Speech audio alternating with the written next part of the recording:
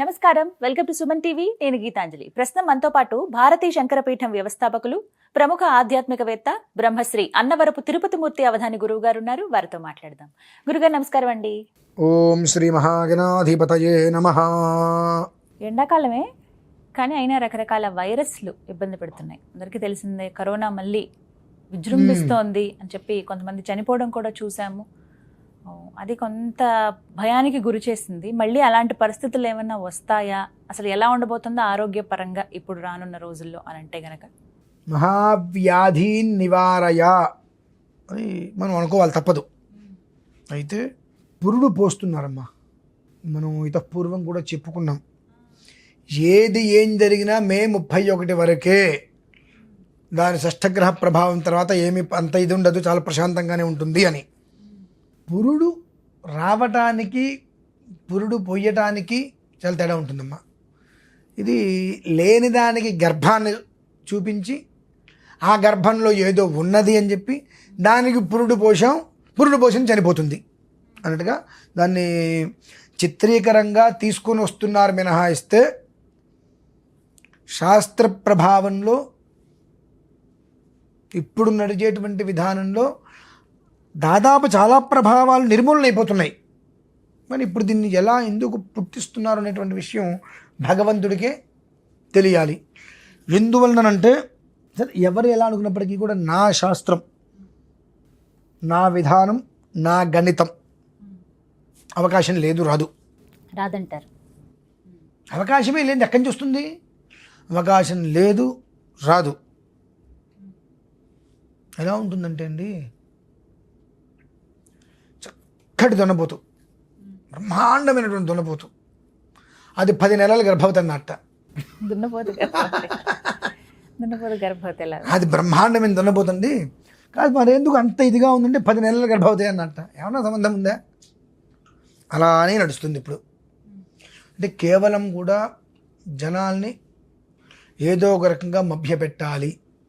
ఇందులో మీరు ఏమనుకున్నా, అంటే మీరుంటే జనాలు కావచ్చు, చాలామంది కావచ్చు, ఈ మధ్యకాలంలో భగవంతుడు లేడు, సృష్టి లేదు అనేటువంటిది ప్రతి ఒక్క మనిషిలోకి కూడా విషబీజాన్ని నింపుతున్నారు. ఆ విషబీజాన్ని నింపే ప్రయత్నంలో ఇది కూడా ఒకటేనండి. కానీ అంటే అలాంటి లక్షణాలతోనే కొంతమంది చనిపోవడం చూసి అంటున్నారు గురువుగారు. ఎవరైనా చనిపోయిన వ్యక్తి ఈ లక్షణాలతో చనిపోయారు అని అంటే కదండి పక్కవాడు భయపడేది. భయపెట్టడం కోసమే అంట. అప్పుడు మన కరోనా వచ్చినప్పుడు స్వతసిద్ధంగా చనిపోయిన వాళ్ళని కూడా అదే లక్ష్యంతో చనిపోయిన వాళ్ళని మనం క్రియేట్ చేయలేదు ఎంతోమంది. మామూలుగా అనుకుందాం.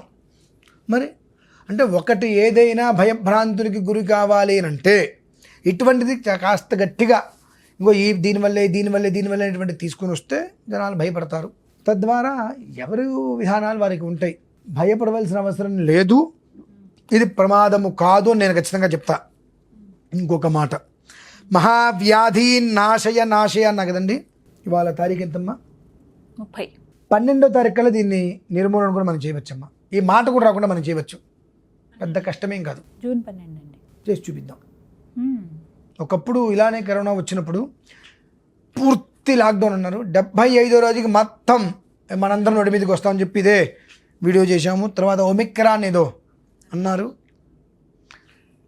15 రోజులలో మళ్ళీ లాక్డౌన్ అండి అన్నారు. 15 రోజులలో పేరు లేకుండా మనం కొన్ని మహామంత్రాలు పారాయణ చేసాం. ఇప్పుడు ఇందాకే కదండి రుద్రం గురించి ఎలా ఉంటుందో మనం చెప్పుకున్నాం. ఈ 11 రోజుల పాటు నాకు రెండో మనిషితో సంబంధం లేకుండా ఆయన ముందు కూర్చొని రుద్రం పారాయణ చేయడం మొదలు పెడితే, శతరుద్రం పూర్తి చేస్తే వ్యాధి అనేటువంటిది ఉంటుందా? ఇంకా ఉంది. అందులో చెప్పబడింది, భూత ప్రేత పిశాచ బద్ధ బ్రహ్మ రాక్షస యక్ష యముదూత శాకిని ఢాకిని హాకిని సర్ప శ్వాపద తస్కర జ్వరాది ఉపద్రవాదులు. ఉపద్రవం అంటే ఇటువంటివి అనేకం, అన్నీ కూడా పూర్తిగా నశింపజేస్తాడు ఈశ్వరుడు అని చెప్పబడి ఉంది. మంత్రైహిక ద్వ్యాహిక త్రియాహిక చతురాన్హిక ద్విజాభిత అస్థిగత చర్మగత రక్తగత అని కూడా ఇందాక మనం చెప్పుకున్నాం. ఇటువంటివి ఏవైనప్పటికీ కూడా పూర్తిగా నిర్మూలన చేసేటువంటి ఈశ్వరుడే. నేను అడిగింది ఇది కాదు కదండి అనొచ్చు మీరు. అంటే అది లేదు, భయపడక్కర్లేదు. అది ఉన్నది అని మీరు ఏదైనా కనుక ఒకవేళ ఎవరికైనా భయం లాంటిది ఏదైనా వస్తే అది వదిలేసుకోండి. ఈ మంత్రం ద్వారా, ఈ రుద్రం ద్వారా అందులో మనం బయటికి వద్దాము. మీకందరికీ కుదిరితే నమశంకరాజచ లేదంటే నమశివాయ అనే పదాన్ని ఉచ్చరించే ప్రయత్నం చేయండి. లేదు, పురుడు పోస్తున్నారు, ఆ పురుడు పోసేటువంటిది పురిట్లోనే చంపేద్దాం, పురిట్లోనే చంపేద్దాం. చంపేసినప్పుడు అది పెరిగి పెద్దదవుతుందిగా, పెరిగి పెద్దదవుతుందండి, పెరిగి పెద్దదవుతుంది. పురిట్లో చంపలేకపోతే అంటే మొక్క కానీ దాన్ని మనం వంపలేకపోతే మానైతే అసలు వంపలేము. కనుక దాన్ని ఇప్పుడు పుట్టిస్తున్నారు కనుక నమశంకరాజచ అని అనుకోండి. నమశివాయ అనే పదాన్ని మీరు చేయండి. నేను శతరుద్రం పారాయణ చేస్తా. మీకు నమ్మకం కలగడం కోసం లైవ్లోనే చేస్తా. 11 రుద్రాలు లైవ్లో చేస్తా. 11 రోజులు 122 రుద్రాలు పారాయణ అవుతుంది. ఈ యొక్క పదం పోతుందండి మనకు. కాబట్టి శాస్త్ర ప్రమాణానుసారం ఇది లేదు, రాదు, అవకాశమే లేదు. కాకపోతే ఏది లేకపోతే ఏదో ఒక రకంగా భగవంతుణ్ణి నిందించాలి. మొన్న మహాకుంభమేళ జరిగింది, అంత దేవుడు ఇంత దేవుడు అని అన్నారు. నిన్న పుష్కరాలు జరిగేవి, అన్ని దేవుళ్ళు వస్తారన్నారు. అన్ని దేవుళ్ళు వచ్చినప్పుడు మరి ఇప్పుడు కరోనా వస్తుందా అనేటువంటి విషయాన్ని దానికి ఒకదానికి తాడి చెట్టు ఎందుకు ఎక్కేవారు అంటే దూడ మీద కోసం అన్నట్ట. అలా సంబంధం లేని విషయాలు మొత్తం ఒకదానికి ఒక కూర్చి ఏ కారణం చేతనైనప్పటికీ కూడా సనాతన ధర్మాన్ని భగవంతున్నో ఇబ్బంది పెట్టి ఏదో ఒకటి చేయాలనే ఉద్దేశంతో పురుడు పోస్తున్నారు. కాబట్టి ఆ పురుట్లోనే వాళ్ళు చంపితే అది విషమవుతుంది, వాళ్ళు చంపితే అది విషమవుతుంది, స్ప్రెడ్ అవుతుంది. మనం చంపితే నిర్మూలన అవుతుంది.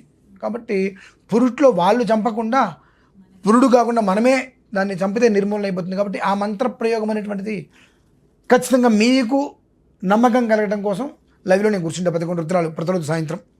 మీరు నమశంకరాయచ నమశివాయ ఈ రెండూ చేయండి.